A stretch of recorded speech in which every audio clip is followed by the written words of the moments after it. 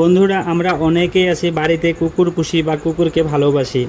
আবার অনেকেই আছি অন্যের পিছনে সময় নষ্ট করি বা অন্যের পিছনে টাকা খরচ করি।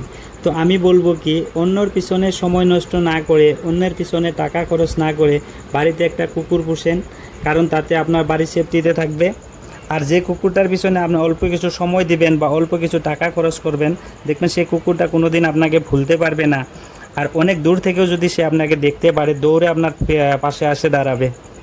বাট যে লোকগুলোর পিছনে আমরা সময় নষ্ট করি বা টাকা খরচ করি, দেখবেন সেই লোকগুলো একদিন আপনার পাশে থাকবে ঠিকই, কিন্তু আপনাকে চিনতে পারবে না, না আপনার সাথে কথা বলবে।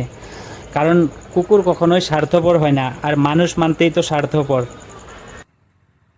তো আমি বলবো কি, বাড়িতে আপনারাও একটা একটা কুকুর পোষার চেষ্টা করেন।